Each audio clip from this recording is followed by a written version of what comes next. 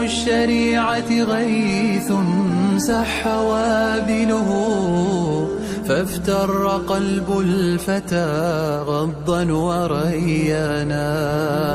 لله در امرئ أفنى شبيبته، يتلو ويحفظ إسنادا وقرآنا.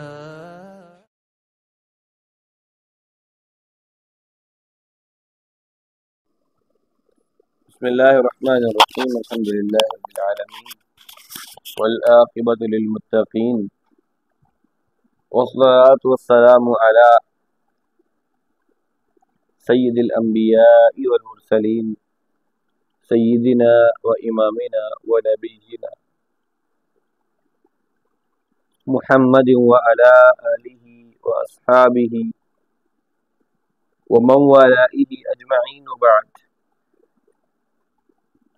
رب زدني علما، رب زدني علما، رب زدني علما. رب اشرح لي صدري ويسر لي أمري واحلل عقدة من لساني يفقه قولي. اللهم لا مانع لما أعطيت ولا موتي لما منعت ولا ينفع ذا الجد منك الجد.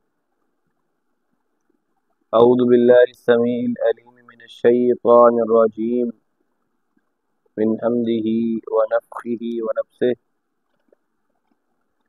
بسم اللہ الرحمن الرحیم. اللہ رب العزت کے فضل و کرم سے آج ہمارا سبق سورۃ النساء آیت نمبر 78 سے شروع ہے. اللہ تعالیٰ فرماتے ہیں اینما تکونوا یدرککم الموت ولو کنتم فی بروج مشیدہ وَإِن تُصِبْهُمْ حَسَنَةٌ يَقُولُوا هَذِهِ مِنْ عِنْدِ اللَّهِ وَإِن تُصِبْهُمْ سَيِّئَةٌ يَقُولُوا هَذِهِ مِنْ عِنْدِكَ قُلْ كُلٌّ مِنْ عِنْدِ اللَّهِ فَمَا لِهَؤُلَاءِ الْقَوْمِ لَا يَكَادُونَ يَفْقَهُونَ حَدِيثًا. اللہ تعالیٰ فرماتے ہیں اینما تکونوا، تم جہاں کہیں پر بھی ہوگے، یدرککم الموت، تمہیں موت آن لے گی، پکڑ لے گی، ولو کنتم، اور اگرچہ کہ تم ہو، فی بروج مشیدہ، لوہے کے بنے ہوئے قلعوں کے اندر، مضبوط قلعوں میں. وَإِن تُصِبْهُمْ، اور اگر پہنچے ان کو، حسنۃ، کوئی نیکی، کوئی بلائی، یقولو، تو کہتے ہیں ہذہ من عند اللہ، یہ اللہ تعالیٰ کے پاس سے ہے. وَإِن تُصِبْهُمْ، اور اگر ان کو پہنچے سیئۃ، کوئی برائی، یقولو، تو کہتے ہیں ہذہ من عندک، یہ آپ کی طرف سے ہے. قل، اے نبی کہہ دیجئے، کل من عند اللہ، کل من عند اللہ، تمام چیزیں اللہ کی طرف سے ہیں. فما لہؤلاء، تو کیا حال ہے ان لوگوں کا، لا یکادون، کہ وہ لگتے نہیں ہیں، یفقہون حدیثا، کہ کسی بھی بات کو سمجھیں گے. اللہ تعالیٰ فرماتے ہیں کہ تم جہاں کہیں پر بھی ہوگے، موت تمہیں پا لے گی، اگرچہ کہ تم مضبوط قسم کے قلعوں کے اندر محفوظ ہو جاؤ، اور اگر ان کو کوئی فائدہ پہنچے تو کہتے ہیں یہ فائدہ اللہ کی طرف سے پہنچا ہے، اور اگر ان کو کوئی تکلیف پہنچے تو کہتے ہیں یہ تکلیف ہمیں آپ صلی اللہ علیہ وسلم کی وجہ سے آئی ہے. تو اے نبی آپ یہ کہہ دیجئے کہ یہ سب کچھ اللہ کی طرف سے ہوتا ہے. اگر ان لوگوں کو آخر کیا ہو گیا ہے، یہ بات کو سمجھنے کی کوشش کیوں نہیں کرتے؟ اب پچھلی آیات میں اللہ تعالیٰ نے جہاد کے بارے میں بات کرتے ہوئے یہ بتلایا تھا کہ خوف کے سبب جہاد کو ترک کر دینا، بلکہ اللہ نے اس کی مذمت فرمائی تھی. اب ان آیات میں مسلمانوں کے دین کو، ان کے ایمان کو اور پکا کیا جا رہا ہے، اور یہ بتایا جا رہا ہے کہ موت کا کوئی جو وقت ہے، اٹل قسم کی ایک حقیقت ہے، اور تم جہاں کہیں بھی ہوگے، میدان میں ہوگے، تب بھی موت آ لے گی. اگر اپنے گھروں کے اندر قید ہوئے تب بھی موت آن لے گی. اور پھر اگرچہ تم مضبوط قلعوں کے اندر بند ہو جاؤ، موت تو پھر بھی آ جائے گی. اور جب وہ وقت ہی مقررہ ہے اور اس نے ہر ایک ذی روح کو اپنی آغوش میں لے لینا، تو پھر موت کے ڈر سے جہاد کو ترک کر دینا اس سے بڑھ کر اور بیوقوفی کیا ہوگی. اینما تکونوا یدرککم الموت ولو کنتم فی بروج مشیدہ وان تصبهم حسنۃ یقولوا هذه من عند اللہ. اب دنیا کی ہر چیز میں لوگوں نے اختلاف کیا، لیکن موت ایک ایسی اٹل قسم کی حقیقت ہے، اس میں کسی نے کوئی انکار نہیں کیا. سب کو یہ پتا ہے کہ مرنا تو ہے ہی. حتیٰ کہ اللہ تعالیٰ کی ذات کے منکرین بھی موت سے اختلاف نہیں کر سکے. سارے اس بات پر متفق ہیں کہ ہاں اس دنیا میں موجود ہے، ایک دن مرنا ہے. کوئی مرنے کے بعد کے اٹھنے کو نہیں مانتا، کوئی قیامت کے دن کو نہیں مانتا، اور مختلف قسم سے لوگوں نے اختلاف کیا، لیکن اس چیز کو سبھی نے ہی مانا کہ مرنا تو ہے، مرنا تو ہے. اللہ کے رسول کا فرمان ہے کہ تم لذتوں کو توڑ دینے والی موت کو کثرت سے یاد کیا کرو.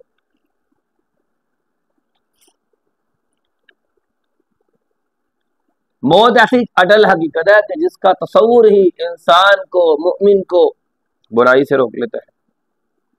اور انسان اللہ تعالیٰ کی یاد میں مشغول ہو کر اعلاء کلمت اللہ کے لیے کوششیں شروع کرتا ہے. کیوں؟ جب اسے اس بات کا یقین ہو جاتا ہے کہ ہاں میں نے ایک دن مرنا ہے، تو جو کچھ ممکن بنتا ہے وہ کوشش کر لوں، تو پھر وہ کوششیں شروع کر دیتا ہے. اور پھر اس راہ میں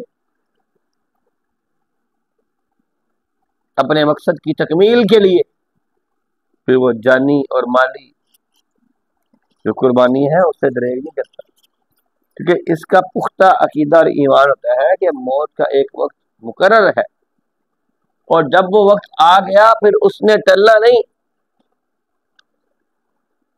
پھر وہ ہر صورت آ کر ہی رہے گا، اس میں ایک لمحے کی تاخیر نہیں ہوتی. اس کے برعکس وہ لوگ جن کے دل ایمان سے خالی ہیں وہ ڈرتے ہیں موت سے، لیکن اعلاء کلمت اللہ کے لیے کوشش نہیں کرتے.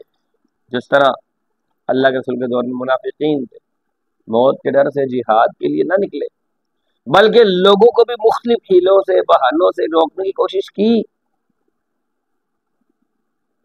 اور جب کوئی میدان جنگ میں شہید ہوا تو اہل ایمان کے متعلق مختلف قسم کی باتیں کرتے کہ اگر وہ آج ہمارے ساتھ ہوتے، اگر میدان جنگ میں لڑنے نہ جاتے، آج ہمارے ساتھ ہوتے، موت ان پر نہ آتی. تو اللہ نے ان کے باطل نظریات کی تردید کرتے ہوئے یہ فرمایا ہے کہ موت اپنے مقررہ وقت پر آ کے ہی رہے گی، خواہ انسان مضبوط قسم کے قلعوں کے اندر بند کیوں نہ ہو جائے. قلعوں کے اندر بند ہو جانا، محصور ہو جانا انسان کو موت سے نہیں بچا سکتا. سیدنا خالد بن ولید رضی اللہ تعالیٰ عنہ کو جب بستر مرگ پر موت آنے لگی تو انہوں نے فرمایا کہ میں نے فلاں جنگ میں نے شرکت کی ہے، میرے جسم کا کوئی عضو ایسا باقی نہیں ہے جو جنگوں میں زخمی نہ ہوا ہو گیا. میرے جسم پر تیر کا، تلوار کا، نیزے کا، بالے کا کوئی نشان نہ لگاؤ، کوئی جسم کا ایسا نہیں، مگر اب میں بستر پر اپنی جان اپنے خالق کے سپرد کر رہا ہوں. تو معلوم یہ ہوتا ہے کہ موت کا وقت جو مقرر ہے، مقام بھی مقرر ہے. جب موت کا وقت آ جائے تو کوئی چیز بھی انسان کو نہیں بچا سکتی. لہذا جہاد کرو یا نہ کرو، موت اپنے مقررہ وقت پر آ ہی جائے گی، اور مخلوق میں سے کوئی اسے ایک لمحے کے لیے بھی ٹال نہیں سکتا. وَإِن تُصِبْهُمْ سَيِّئَةٌ يَقُولُوا هَٰذِهِ مِنْ عِندِ اللَّهِ وَإِن تُصِبْهُمْ سَيِّئَةٌ يَقُولُوا هَٰذِهِ مِنْ عِندِكَ. اللہ تعالیٰ نے منافقین کی حالت بیان کرتے فرمایا ہے کہ اگر انہیں کوئی بلائی یا کوئی فائدہ پہنچ جائے نا، تو دیکھیں نا ہم آپ کے ساتھ تھے تو ہمیں یہ فائدہ پہنچ جائے، اور اگر انہیں کوئی نقصان ہو جائے، کوئی پریشانی پہنچ جائے تو دیکھیں کیا دیں، دیکھیں کوئی فائدہ پہنچ گیا، کوئی مالک نعمت مل گیا، کوئی جنگ میں فتح پہنچ گئی، جس کا کوئی تھوڑا بہت فائدہ منافقین کو بھی ہوگا، تو کہیں گے دیکھو نا اللہ کی طرف سے ہم پر کتنی رحمت ہوئی، اللہ نے ہمارے لیے یہ اعزاز کیا، اللہ نے ہمیں بچایا، اللہ نے ہمیں یہ کیا، اللہ نے ہمیں وہ کیا ہے۔ اور اگر کوئی تکلیف پہنچ جائے گی تو کہیں گے اے نبی آپ کی وجہ سے ہمارے لیے یہ مسئلہ بنا ہے، آپ نے ایسے کیا اور آپ نے ویسے کیا اور آپ نے یوں کیا اور آپ نے وہ کیا۔ تو اللہ کے رسول کو حکم دیا گیا ہے کہ اے نبی آپ ان کو بتا دیجیے کہ اچھائی ہو یا برائی ہو آتی اللہ کی طرف سے ہے، میں تھوڑی تمہاری اچھائی کا یا برائی کا ذمہ دار ہوں۔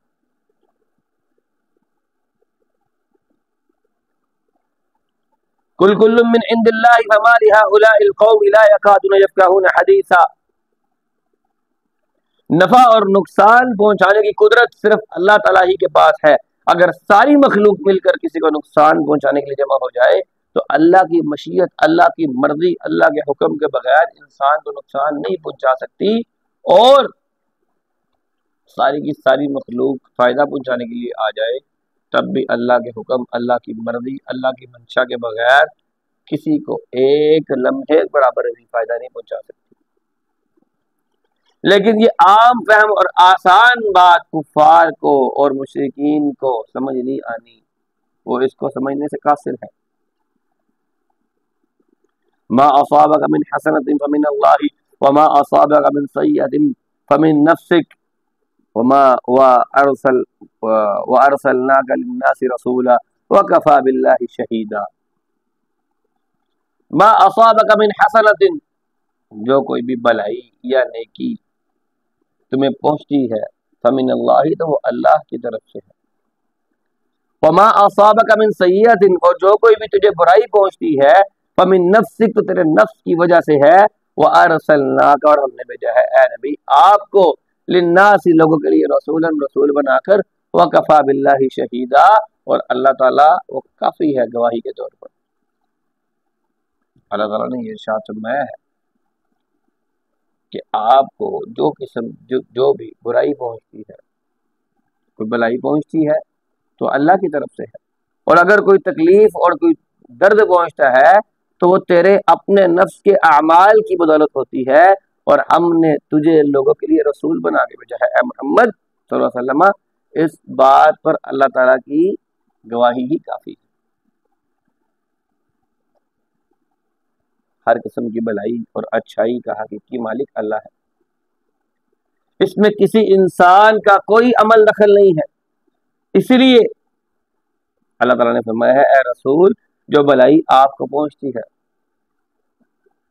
وہ اللہ کے فضل اور احسان کے نتیجے میں ہوتی ہے، مگر جب برائی اور شر کا تذکرہ آیا تو اس کو انسان کی طرف منسوب کر کے یہ واضح کر دیا کہ انسان کو پہنچنے والی برائی اس کے کسی برے عمل کا نتیجہ ہوتی ہے، جس سے ثابت ہوا کہ اعمال کے نتائج بھی اللہ تعالیٰ کی طرف سے مقرر کردہ ہے۔ جب اعمال کے نتائج بھی اللہ تعالیٰ کی طرف سے ہوئے تو حقیقت میں برائی کی نسبت بھی اسی کی طرف ہوئی، کہ ہم اچھا عمل کریں یا برا عمل کریں وہ اللہ ہی کے حکم سے، اللہ ہی کی توفیق سے ہی ہونا ہے۔ وَأَرْسَلْنَاكَ لِلنَّاسِ رَسُولًا وَكَفَى بِاللَّهِ شَهِيدًا۔ تو ویسے کہا کرتا ہوں کہ عام طور پر جب انسان کو اپنے اعمال کے بارے میں دعا کرنی ہو تو انسان دعا کرے رب اعنی علی ذکرک و شکرک و حسن عبادتک، کہ میرے رب مجھے یہ توفیق دے کہ میں تیرا شکر ادا کر سکوں، میں تیری عبادت اور اچھے طریقے سے کر سکوں۔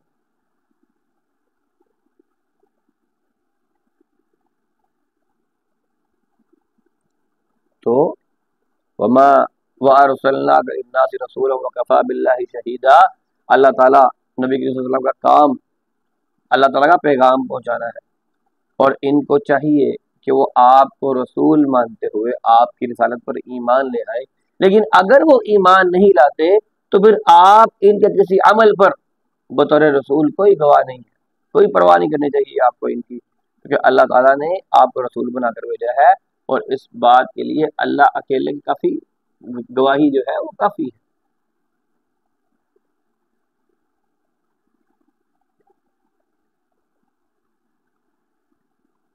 تو ان دونوں آیات سے کیا سمجھ لگی کہ موت کا وقت مقرر ہے، اگرچہ انسان حفاظتی حصاروں کے اندر بھی کھڑا ہو جائے لیکن موت سے اپنے آپ کو نہیں بچا سکتا۔ خیر اور شر کا خالق بھی اللہ تعالیٰ ہی ہے اور دونوں اللہ تعالیٰ کی طرف سے ہی آتے ہیں۔ شر کا سبب انسان کے برے اعمال ہوتے ہیں، لہذا انسان کو برائیوں سے اجتناب کرنا چاہیے اور نقصان سے انسان تاکہ محفوظ رہ سکے۔ من یطع الرسول فقد اطاع اللہ فمن تولی فما ارسلناک علیہم حفیظا۔ اللہ فرماتے ہیں من یطع الرسول، جو کوئی بھی اللہ کے رسول کی اطاعت کرے گا، فقد اطاع اللہ، تو گویا اس نے یقیناً اللہ تعالیٰ کی اطاعت کی۔ ومن تولی، اور جو منہ پھیرے گا، فما ارسلناک علیہم حفیظا، تو اے نبی ہم نے آپ کو، وہ شخص منہ پھیرتا ہے تو ہم نے آپ کو ان پر کوئی چوکی دار، کوئی نگہبان بنا کر نہیں بھیجا۔ کہتے ہیں کہ جس نے اللہ کے رسول کی اطاعت کی پس اس نے حقیقت میں اللہ تعالیٰ کی اطاعت کی، اور جس نے آپ کی اطاعت سے منہ موڑا تو پس ہم نے آپ کو ان پر نگہبان بنا کر نہیں بھیجا۔ پہلے تو اللہ تعالیٰ نے موت کی سمجھائی اور یہ بتایا کہ اچھائیاں تمہیں پہنچتی ہیں تو اللہ کی طرف سے پہنچتی ہیں، برائی پہنچتی ہے تمہارے اپنے کرتوتوں کی وجہ سے پہنچتی ہے۔ اب ان آیات میں اللہ کے رسول صلی اللہ علیہ وسلم کی تعلیمات پر عمل کرنا انسان کے لیے نجات کا باعث ہے، یہ سمجھایا جا رہا ہے۔ تو آیت کا پہلا حصہ یہ ہے وَمَن يُطِعِ الرَّسُولَ فَقَدْ أَطَاعَ اللَّهَ، رسول دینی معاملات میں اللہ تعالیٰ کی طرف سے بھیجی گئی وحی کا پابند ہوتا ہے، اسی کے ذریعے لوگوں کو احکام باری تعالیٰ سے مطلع فرماتا ہے۔ جو کچھ احکام اللہ کی طرف سے آئے لوگوں کو وہ سمجھاتا ہے، ان پر عمل کر کے دکھاتا ہے۔ کیوں؟ قرآن یہ گواہی دیتا ہے وَمَا يَنطِقُ عَنِ الْهَوَىٰ إِنْ هُوَ إِلَّا وَحْيٌ يُوحَىٰ، کہ یہ نبی، یہ رسول اپنی مرضی، اپنی چاہت کے ساتھ نہیں بولتے، بلکہ جو کچھ بھی یہ منہ سے بات نکالتے ہیں وہ صرف اور صرف وہی ہوا کرتی ہے۔ سیدنا ابو ہریرہ بیان کرتے ہیں اللہ کے رسول نے فرمایا من اطاعنی فقد اطاع اللہ ومن عصانی فقد عصى اللہ ومن اطاع امیری فقد اطاعنی ومن عصى امیری فقد عصانی۔ جس نے میری اطاعت کی اس نے حقیقت میں اللہ کی اطاعت کی، جس نے میری نافرمانی کی تو اس نے گویا اللہ تعالیٰ کی نافرمانی کی، اور جس نے امیر کی اطاعت کی اس نے گویا میری اطاعت کی، اور جس نے میرے بنائے گئے امیر کی نافرمانی کی اس نے حقیقت میں میری نافرمانی کی۔ صحیح بخاری کی حدیث ہے، حدیث کا نمبر 7137۔ اب ذرا یہ بات کو سمجھیں اور اس حدیث کو بھی دیکھیں تو اللہ تعالیٰ، اللہ کے رسول نے اپنی اطاعت کو اللہ تعالیٰ کی اطاعت قرار دیا، کیونکہ امور دینیہ میں بغیر وحی کے اللہ کے رسول کو یہ حکم دیتے ہی نہیں تھے، تو گویا آپ کی اطاعت اللہ تعالیٰ کی ہی اطاعت ہے، لہذا آپ نے بھی اللہ تعالیٰ کی اطاعت کرنے کے لیے اپنی اطاعت کو ہی واجب قرار دیا۔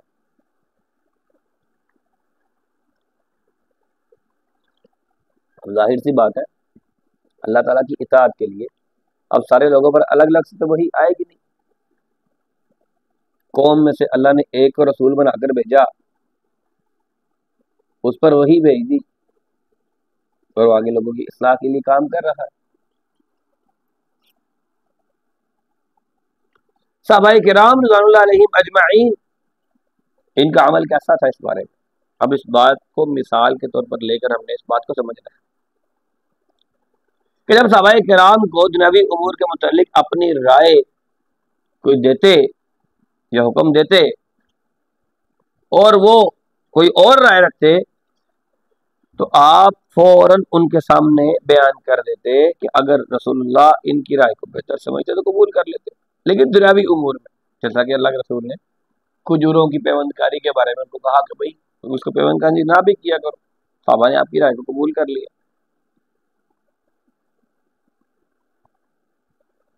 لیکن بھی صحابہ کی رائے کو قبول کرتے ہوئے ان کو پیوند کاری کرنے کی اجازت دے دی۔ اسی طرح سیدنا رافع بن خدیج بیان کرتے ہیں کہ اللہ کے رسول نے محمد تشریف لائے تو لوگوں کو دیکھا کہ کھجوروں کی پیوند کاری کرتے ہیں، لعلکم لو لم تفعلوا کان خیرا، ممکن ہے کہ تم یہ پیوند کاری نہ بھی کرو تو تمہارے لیے بہتر ہوگا. صحابہ اکرام نے پیغمبری کرنا چھوڑ دی، لیکن نقصان ہو گیا، کھجور کی فصل زیادہ نہیں ہوئی. آپ نے فرمایا انما انا بشر، بے شک میں انسان ہوں، امرتکم بشیء من دینکم، میں تمہیں حکم دیتا ہوں تمہارے دینی معاملات کو حکم کروں تو فخذوا بہ، تو اس کو پکڑ لیا کرو. وَإِذَا أَمَرْتُكُمْ بِشَيْءٍ مِّن رَأْيِي فَإِنَّمَا أَنَا بَشَرٌ، اگر میں تمہیں کچھ دنیاوی معاملات کے اندر اپنی رائے پیش کروں تو یقیناً میں بھی ایک انسان ہوں، میری رائے غلط بھی ہو سکتی ہے، ٹھیک بھی ہو سکتی ہے. ہوا یہ کہ اللہ کے رسول نے ان کو بتایا کہ بھئی یہ جو نر وہ کیوں کرتے تھے کہ نر اور مادہ جو کھجور تھی ان کو آس پاس کرتے تھے، یا نر کھجور کا خوشہ جو لے کر وہ پھر مادہ کھجور کے اوپر مارتے تھے تو اس سے کھجور کی فصلیں پیدا ہوتی تھی. آج بھی دیکھا اگر وہی ہے. تو آپ نے کہا اس کی ضرورت نہیں ہے. اور پھر جب بعد میں وہ نہیں کیا گیا، نر کھجور کو مادہ کھجور پر نہیں مارا گیا تو فصل اچھی نہیں ہوئی. تو آپ نے کہا کہ دیکھو میں انسان ہوں، دنیاوی معاملات میں میری رائے ایک ہوتی ہے تو وہ غلط بھی ہو سکتی ہے. اگر میں کوئی دوں ایسی رائے تو تمہیں اس وقت جو چیز بہتر ہو اس کو اختیار کرنے کا اختیار ہے، حق ہے تمہارا. یہ مسلم کی حدیث ہے اور جس کا نمبر 2362 ہے. دنیاوی معاملات میں کئی دفعہ اللہ کے رسول نے صحابہ کرام کی رائے یا مشورے کو مناسب سمجھتے ہوئے ترجیح دی، جیسے کہ جنگ بدر میں، جنگ احد میں. اور پھر امور دینیہ میں اللہ کے رسول کی اطاعت در حقیقت اللہ تعالیٰ کی اطاعت، کیونکہ اللہ تعالیٰ کا نمائندہ ہونے کی حیثیت سے رسول وہی بتاتا ہے جس کا اسے اللہ تعالیٰ نے حکم دیا، لیکن دنیاوی امور میں نہیں، دینی امور میں.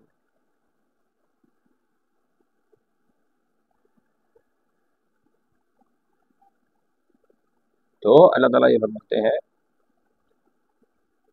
وَمَن تَوَلَّى فَمَا أَرْسَلْنَاكَ عَلَيْهِمْ حَفِيظًا، اے نبی کوئی آپ کی اطاعت نہیں کرتا، آپ کی اطاعت سے پھرتا ہے، روگردانی کرتا ہے، تو آپ کی نافرمانی کر کے آپ اس کی نافرمانی کے ذمہ دار تھوڑی ہیں. اے رسول آپ کا کام تو ہے اللہ تعالیٰ کے احکامات کو پہنچا دینا، زبردستی منوانا نہیں. اور نہ ہی آپ کو ہم نے ان پر کوئی چوکیدار یا کوئی نگران بنا کر بھیجا ہے کہ ان کی نافرمانی کا جواب بھی آپ سے طلب کیا جائے گا. نہیں، اللہ کے رسول آپ کا کام پیغام رسانی ہے، آپ نے وہ پہنچا دیا، آپ کی ڈیوٹی ختم ہے. اب ان کو اللہ تعالیٰ خود پوچھے گا. اللہ تعالیٰ فرمایا فَإِنَّمَا عَلَيْكَ الْبَلَاغُ وَمَا عَلَيْنَا الْحِسَابُ، کہ نبی آپ کے ذمہ ہے بات کو پہنچا دینا اور ہمارے ذمہ ہے ان کا حساب لینا. وَيَقُولُونَ طَاعَةٌ،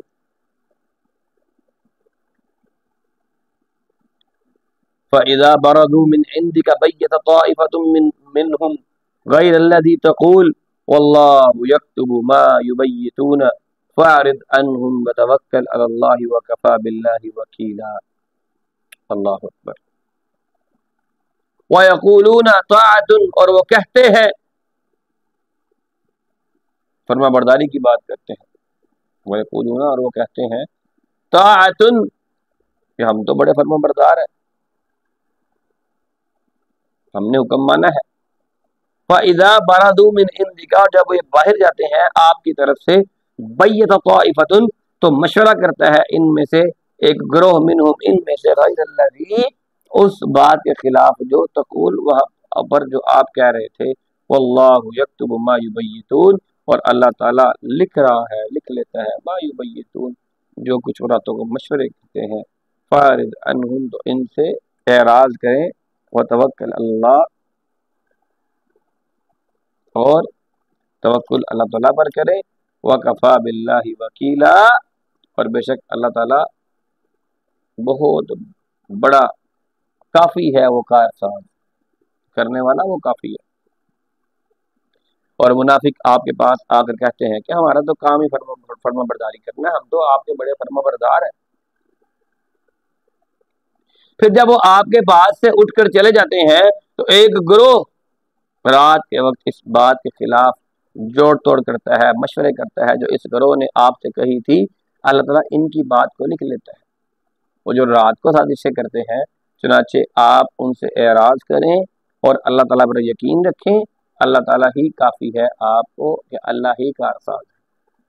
اب منافقین جو تھے یہ مختلف قسم کی تدبیریں کر کے اسلام سے پہلے تو ہی اختیار کرتے تھے، بچنے کی کوشش کرتے تھے.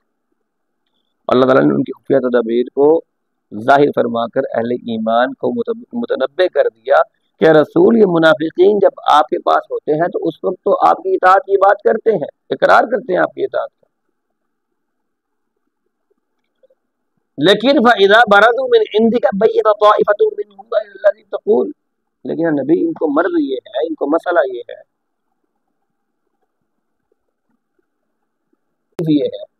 کہ جب بھی آپ کے پاس سے نکلتے ہیں تو پھر ان میں سے ایک جماعت رات کو ایسی ایسی باتوں کے متعلق غور و فکر کرتی ہے جو اکثر آپ کے پاس کہی گئی باتوں سے مختلف ہوتی ہیں، خلاف ہوتی ہیں. کیونکہ اللہ کے رسول کے پاس بیٹھ کے تو جہاد کی باتیں، آپ سے وفاداری کی باتیں، آپ کو پیار کی باتیں، آپ کا دفاع کی باتیں، آپ کے پاس تو ایمان کا اظہار کرتے ہیں، آپ کی اطاعت کا اقرار کرتے ہیں، لیکن رات کو چھپ کر اسلام اور اہل اسلام کے خلاف یہ منافقین سازشیں کرتے ہیں تاکہ جس قدر ممکن ہو سکے اسلام کو نقصان پہنچایا جا سکے. تو کیونکہ آپ کے ساتھ کیے گئے وعدوں کی ان کے نزدیک کوئی اہمیت، کوئی حیثیت نہیں ہے، اسی روش پر چلتے ہوئے نبی کریم صلی اللہ علیہ وسلم اہل ایمان کو دھوکہ دینے کی ناکام کوشش کرتے ہیں. واللہ یکتب ما یبیتون، اور اللہ تعالیٰ ان کی تمام لغو قسم کی باتوں کو لکھ رہا ہے اور سازشوں کو نگران فرشتوں کے ذریعے لکھوا رہا ہے، اور جن سازشوں میں وہ راتیں بسر کرتے ہیں نا اپنی، ان کو ان کی سزا پھر ضرور ملے گی، اور ان کی تمام تدبیریں بھی پہلے سرکش لوگوں کی طرح ناکام ہوگی جو انبیاء کے خلاف وہ کیا کرتے تھے. تو ان کی کوششیں ناکام ہوگی تو ان منافقوں کی کوششیں ناکام کیوں نہیں ہوگی؟ فاعرض عنہم وتوکل علی اللہ، اے نبی آپ ان سے اعراض کریں اور اللہ پہ توکل کریں، ان کی سازشوں کی پرواہ نہ کریں، ان کے خفیہ منصوبے آپ کا کچھ بگاڑ نہیں سکتے، بلکہ آپ ان سے درگزر فرماتے ہوئے ان سے کاموں کا مواخذہ ہی نہ لیں، اور ڈرنے کی بجائے اللہ پر توکل کرے، بھروسہ کر کے اس کے احکامات کو لوگوں تک پہنچانے کے لیے انتظام کرے. وَكَفَى بِاللَّهِ وَكِيلًا، اور اللہ تعالیٰ بہترین حال میں آپ کا حامل ناصر ہوگا. تو کیا سمجھ آئی کہ اللہ کے رسول کی اطاعت فرض ہے، کیونکہ آپ کی اطاعت ہی در حقیقت اللہ تعالیٰ کی اطاعت ہے. اور تکمیل خواہشات کی بنا پر اللہ کے رسول کی اطاعت سے اعراض کرنا انسان کی اخروی ہلاکت اور دخول جہنم کا سبب ہوتا ہے. اللہ کے رسول صلی اللہ علیہ وسلم کا کام صرف اللہ تعالیٰ کے احکامات کو انسانوں تک، بنی نوع انسان تک پہنچانا ہی تھا، بس کچھ چونکی داری نہیں تھا کون اسلام قبول کر رہا ہے، کون اسلام قبول نہیں کر رہا، کون کیا کر رہا ہے، کون کیا نہیں کر رہا. منافقین کے قول و فعل میں تعداد ہوتا تھا جب وہ باتوں باتوں میں خوش ہو کر کوشش کرتے تھے کہ ہم اللہ کے ساتھ شامل ہوں.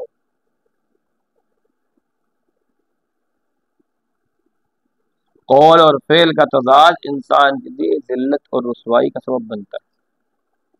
اور انسان کا قول کچھ اور ہو، انسان کا فعل کچھ اور ہو تو اس کے لیے ذلت بن جایا کرتی ہے. اور یہ حال منافقین کا تھا. یہاں بیٹھے اللہ کے رسول سے وفاداریوں کا یقین دلوایا اور وہاں پر جا کر کیا کیا؟ پھر ڈر گئے، موت سے ڈر گئے، نئے نئے منصوبے، نئے نئے پلان، نئی نئی چیزیں. اللہ تعالیٰ میں صحیح معنی سیکھنے کی، سمجھنے کی توفیق عطا فرمائے. اللہ تعالیٰ میں نبی کا مطیع بنا لے. اللہ تعالیٰ میں منافقوں سے، ان کے نفاق سے ہمیں دور کر دے.